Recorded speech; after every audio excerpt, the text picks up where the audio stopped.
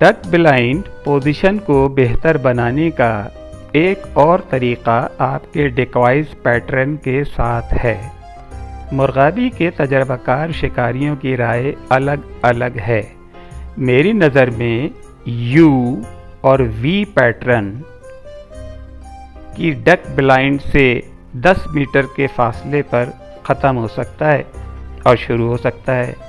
ये आपकी duck blind की पोजीशन पे मुनहसिर है, जबकि दरिया क्योंकि एक वसी आबी मकाम होता है और किनारों का फैलाव बहुत वसी होता है, लिहाजा ज़्यादा से ज़्यादा डिकॉइज़ का इस्तेमाल इंतहाई ज़रूरी होता है, क्योंकि मुर्गाबियाँ एक मुंतखब कॉरिडोर के ऊपर हमेशा परवाज़ करती हैं।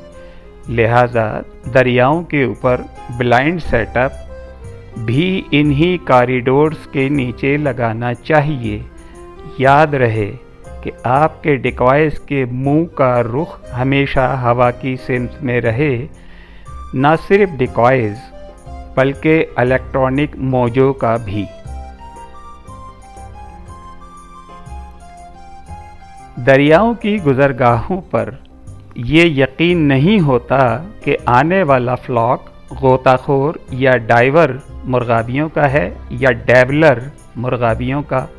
लिहाजा दोनों किस्म के डिकॉइज़ दो मुख्तलिफ जगहों पर लगाने चाहिए। इस बात का हर हाल एहतमाल रहे कि डैबलर मुर्गाबियों के ब्लॉक्स डाइवर मुर्गाबियों के ब्लॉक्स से बिल्कुल दूर रहने चाहिए, क्योंकि इन दोनों किस्म की मुर्गाबियों का रहना सहना, असलूब और आदतें एक दूसरे से कतन मुख्तलिफ होती हैं। डैबलर मुर्गाबियाँ जैसे टील या नीलसर, इनके डिकॉइज़ चंद इंच पानी के ऊपर भी लगाए जा सकते हैं, जबकि डाइवर मुर्गाबियों के डिकॉइज़ कम से कम 2 फीट गहरे पानी के ऊपर हॉरिजेंटल पोजीशन या लंबी कौस की शक्ल में लगाएं। अपनी बंदूक की हद के अंदर अपने डिकॉइज़ ऐसी खुली जगह छोड़ें जहां आने वाली मुर्गाबियों को लैंडिंग की जगह नज़र आए। जब तेज़ हवा चल रही हो तो खुली जगह के इर्द गिर्द डिकॉइज़ को एक साथ करीब करीब सेट करें। पुरसकून मौसम में इन्हें ज़रा ढीले अंदाज में सेट करें। मैलर्ड या टील डिकॉइज़ जो कुछ भी आपके पास है वो सेटअप यकीनन काम करेगा। डिकॉइज़ सेटअप पर मैं मुख्तसर रहना चाहता हूँ। बस अपने नाक़िस फ़ैसलों से अपने शिकार के सीज़न को ख़राब ना होने दें।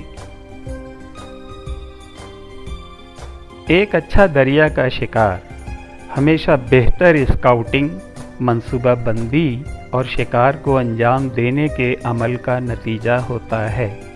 हर कदम के लिए ज़्यादा साजो सामान, गेयर्स और इस शिकार से मुताल्लिक़ इल्म के अनोखे इम्तजाज की ज़रूरत होती है।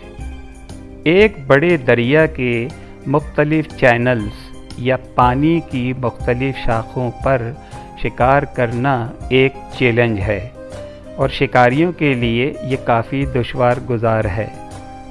इसे कामयाबी के साथ करने के लिए दरियाई शिकार के इल्म और महारत की ज़रूरत होती है।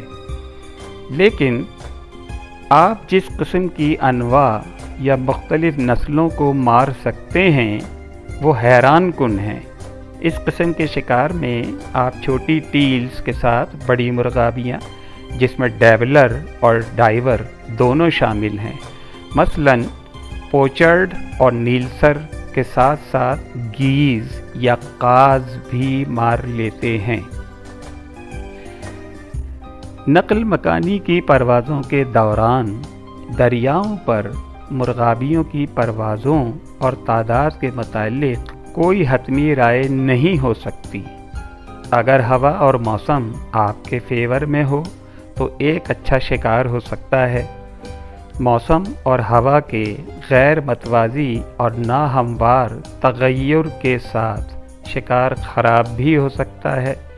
تاہم شکار کے لیے ڈک بلائنڈ کی جگہ کا انتخاب، آپ کا کیموفلاج اور ڈیکوائز کا سیٹ اپ موزوں ترین جگہ پر بہت ضروری ہے۔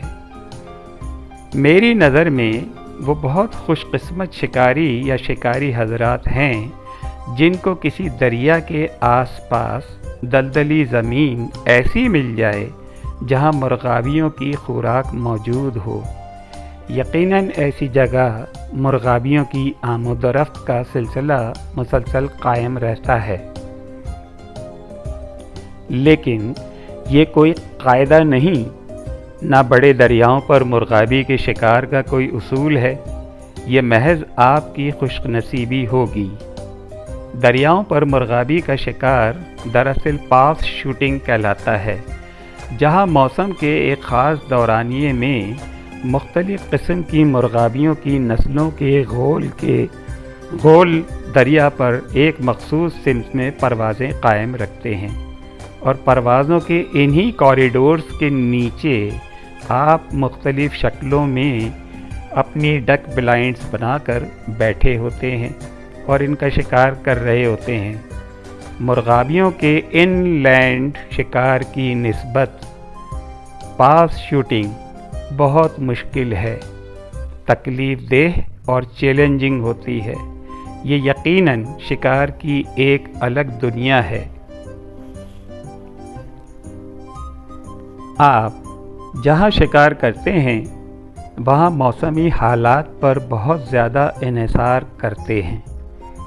اگر نیلے مشرقی آسمان میں ایک پرسکون ٹھنڈے ہائی پریشر سسٹم کے ساتھ دن کا آغاز ہو رہا ہے تو دریا کے اونچے کناروں کی چھاؤں دریا کے ڈیلٹا میں بنے اونچے ریت کے ٹیلوں کے ساتھ مرغابیوں کی رغبت زیادہ ہوگی۔ لیکن اگر گہرے بادل گھرے ہوں، بارش کا احتمال بھی ہو اور تیز ہوا بھی ہو تو بس یقیناً گھر پر رہنا زیادہ بہتر ہوگا۔ مرغابیاں ہمیشہ تیز ہوا والے دن زیادہ متحرک ہوتی ہیں۔ آپ کو شاید کسی بھی چیز سے زیادہ ہوا پر توجہ دینا ہوگی۔ تیز ہوا والے دن اونچے کناروں کے ساتھ اور ایسے مقامات جہاں مرغابیوں کو ہوا سے تحفظ حاصل ہو، ان کو آرام اور تحفظ مہیا ہو، ان کو تلاش کریں یا اپنی ڈک بلائنڈ بنائیں۔ ڈک بلائنڈ کو قدرتی نظر آنا چاہیے، کیونکہ مرغابیاں دریا پر یا اس کے قریب جگہ سے باہر اور ذرا بھی مختلف نظر آنے والی ہر چیز کو بہت ہی جلد دیکھ لیتی ہیں۔ آپ جتنا ممکن ہو لو پروفائل استعمال کریں۔ سینڈ بار یا دریائی پٹیوں پر ایک بڑے ہائی پروفائل کی ڈک بلائنڈ اڑتی ہوئی مرغابیوں کے لیے بالکل واضح اور غلط ہے، خاص کر اگر ایسے مقامات پر آپ ان کا شکار کرنا چاہتے ہیں تو آپ کو اسے ذہن میں رکھنا ہوگا۔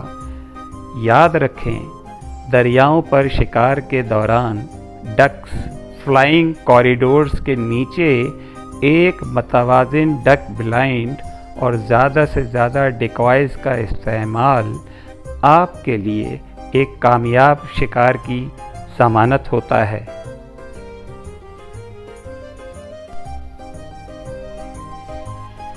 اگرچہ ڈک کالنگ ایک اہم موضوع بھی ہے اور انتہائی پریکٹس کی ضرورت بھی، تاہم میں مختصراً یہ بیان کر دوں کہ دریاؤں پر شکار کے دوران ایک اچھی اونچی ہیل کال کا استعمال کریں، اور جب مرغابیاں آپ کی طرف متوجہ ہو جائیں تو اچھی کم بیک کال کا استعمال کریں۔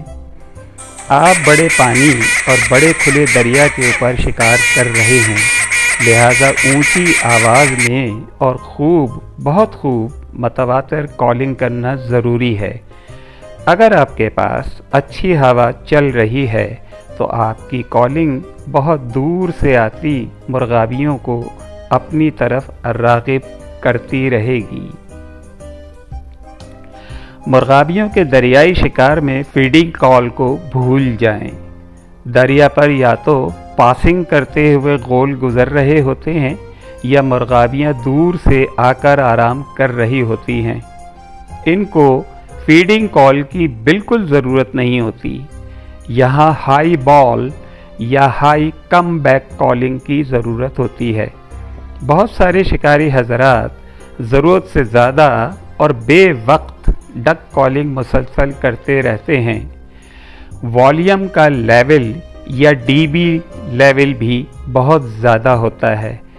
यकीन करें कि इससे मुर्गाबियाँ करीब आने के बजाय मज़ीद दूर चली जाती हैं, क्योंकि ये गैर फितरी है।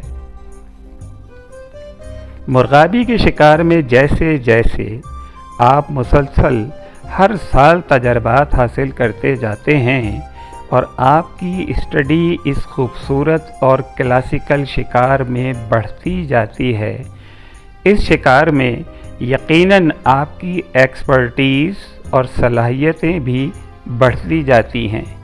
मुर्गाबी का शिकार एक बहुत वसी सब्जेक्ट है। थोड़े अरसे में इसका अहाता नहीं किया जा सकता।